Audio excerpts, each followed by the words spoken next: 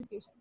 Cognitive को अगर define करें तो it deals with your intellectual ability, okay, कि आपकी जो है वो जहनी सलाहियत या मेंटल कैपेबिलिटी क्या है, आईक्यू कैसा है, ठीक है। ये तमाम चीज़ें कैरिकुलम के अंदर जो टेक्स्ट बुक्स मौजूद होती हैं उनका ये एम होता है कि बच्चे की कॉग्निटिव स्किल को शार्पन करें with the help of given text, with the help of given exercises. Second domain है हमारे पास affective. Affective domain deals with the emotional ability of the student. अब इसमें ये होता है कि बच्चों को जो है वो कोशिश की जाती है कि आप उनकी जो है वो उनकी फैसला साजी में, डिसीजन मेकिंग में उनको जो है किस तरह से हेल्प किया जा सकता है। तो हम अच्छे डिसीजन तभी लेते हैं जब हम एक अच्छे जो है वो परफेक्ट हार्ट एंड सोल के साथ प्रेजेंट करें खुद को। तो इफेक्टिव जो डोमेन है वो आपकी जो है वो इमोशनल साइड को बैलेंस करता है ताकि आप अच्छे डिसीजन दे सकें। और ये टेक्स्ट बुक के अंदर इस तरह के जो है वो सिलेबस में चैप्टर इंक्लूड किए जाते हैं जो आपकी इस स्किल को शार्पन करते हैं। थर्ड हमारा था साइकोमोटर। उसमें सर आपने ये बताया था कि साइकोमोटर जो है ना वो ये डोमेन है जो आपकी राइटिंग स्किल से डील करता है। मतलब आप जितना अच्छा लिख सकते हैं उसका ताल्लुक आपकी साइकोमोटर या नर्वस सिस्टम से डील करता है, रिलेटेड है। जितने अच्छे आप आसाब के मालिक होंगे उतना अच्छा आप इनपुट दे सकेंगे with the help of your writing. तो ये तीन डोमेन्स हमने ब्लूम टैक्सोनॉमी में कल डिस्कस किए थे।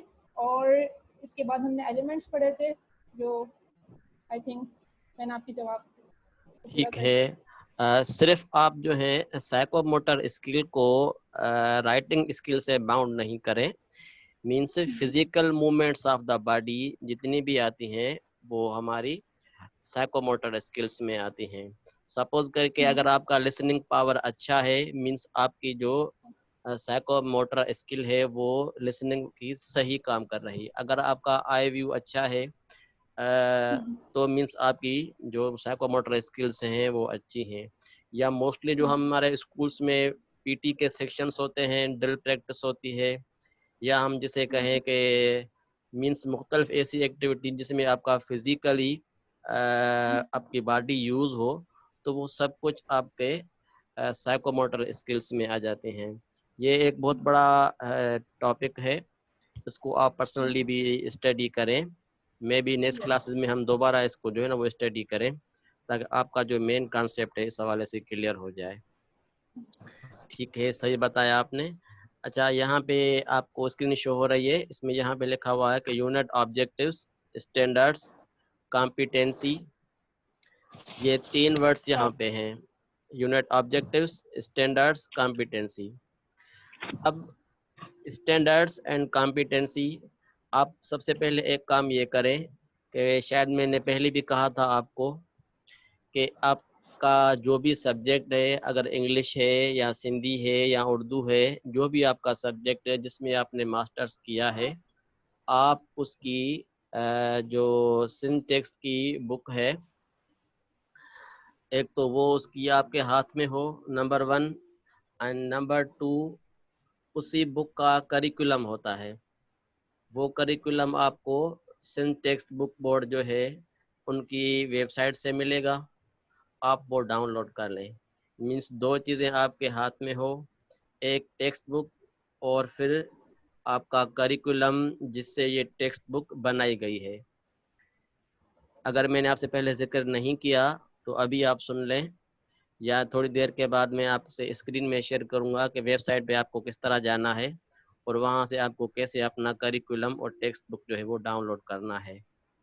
क्योंकि हम करिकुलम और टेक्स्ट बुक को पढ़ रहे हैं, तो ये जो हमारे हाथ में बुक होती है, कोई भी सब्जेक्ट है हमारे, चाहे सिंधी है, उर्दू है, इंग्लिश है, फिजिक्स है, केमिस्ट्री है, बायोलॉजी है, जूलॉजी है, जो भी सब्जेक्ट हैं, तो बुक का ताल्लुक डायरेक्टली उसके करिकुलम से है। करिकुलम को फॉलो करते हुए एक बुक बनाई जाती है। जब हम वो बुक प्रैक्टिकली यूज करते हैं क्लास में एज ए टीचर, जैसे आप लोग टीचर हैं, तो आपके हाथ में जब वो टेक्स्ट बुक होगी तो आपके हाथ में उस बुक को पढ़ाने के लिए national professional standards for teachers in Pakistan, ये वर्ड आप लिख लें, एक सेंटेंस लिख लें कि national professional standards for teachers in Pakistan.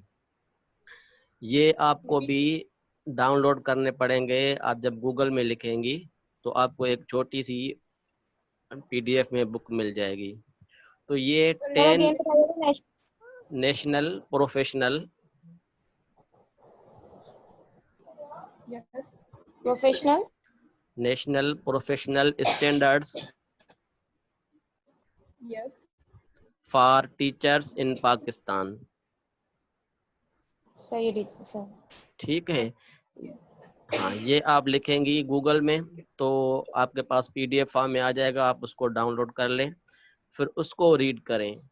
अब एक टेक्स्ट बुक हो गया आपका, दूसरा आपको अपना करिकुलम डाउनलोड करना है, एंड थर्ड वन आपके पास स्टैंडर्ड्स हैं।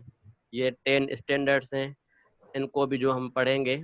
अभी मैं आपको जनरल ओवरव्यू दे रहा हूँ कि ये चीज़ें आपस में कैसे कनेक्टेड हैं। उसके बाद यहाँ पे एक वर्ड शो हो रहा है, कॉम्पिटेंसी। शो हो रहा है आपको कॉम्पिटेंसी? हाँ, कॉम्पिटेंसी का ताल्लुक डायरेक्टली किससे है? हमारे स्टैंडर्ड से है। जब आपके पास करिकुलम होगा तो उस करिकुलम में आप देखेंगे कि आपको कॉम्पिटेंसी मिलेंगी। कॉम्पिटेंसी का मतलब है कि जब भी आप स्टूडेंट्स को पढ़ाने जाते हैं तो टीचर के जहन में ये चीज़ होती है कि मैं इस बच्चे को या इस स्टूडेंट्स को किस चीज़ के जो है ना वो लायक बनाना चाहता हूँ, किस चीज़ के एबल बनाना चाहता हूँ। तो certain competencies are set by the national curriculum developers or from the federal side.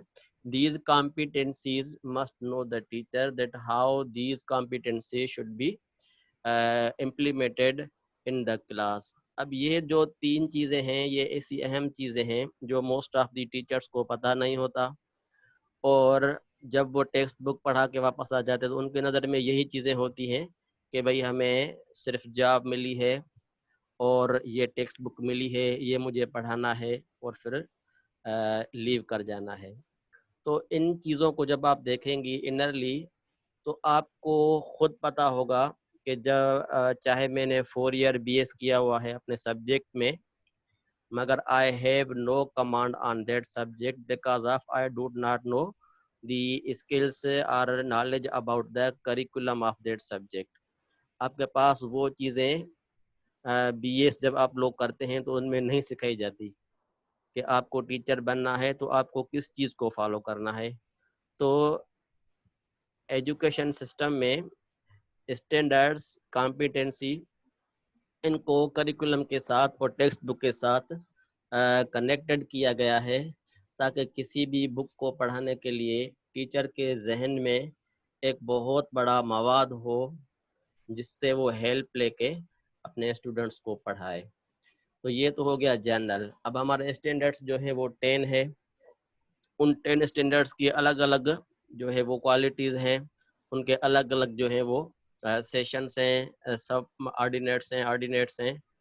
तो एक लेक्चर हम उनको आपको नेक्स्ट वीक इंशाल्लाह देंगे ताकि आपका ये यहाँ पे क्लियर हो जाए। बाकी आपको सिर्फ आज ये काम करना है कि नेशनल करिकुलम को डाउनलोड करना है, और जिस सब्जेक्ट का आपने करिकुलम लिया है तो उस सब्जेक्ट की आपके पास टेक्स्ट बुक होनी चाहिए ताकि आपको इजी रहे कि जो मेरे हाथ में जो नेशनल करिकुलम है उसका क्या मकसद है, और जो स्टैंडर्ड्स आप लोग डाउनलोड कर रहे हैं उनको भी आप लोग पढ़ना। नेक्स्ट वीक में आपसे भी कुछ पूछूंगा, कुछ मैं आपको समझाऊंगा। मे बी ये थोड़े से टफ टॉपिक्स हैं, मोस्टली एग्जाम्स में हम दे देते हैं, तो फिर वहाँ पे अपना पॉइंट ऑफ व्यू शो करना पड़ता है जो कि most of the students will not be able to write anything on that question. So आपको इस चीज से जी सर हर सब्जेक्ट के अलग होंगे स्टैंडर्ड? नहीं, सिर्फ नहीं सिर्फ हाँ, वहाँ सब पढ़े हुए हैं। आपका मास्टर्स किस में है?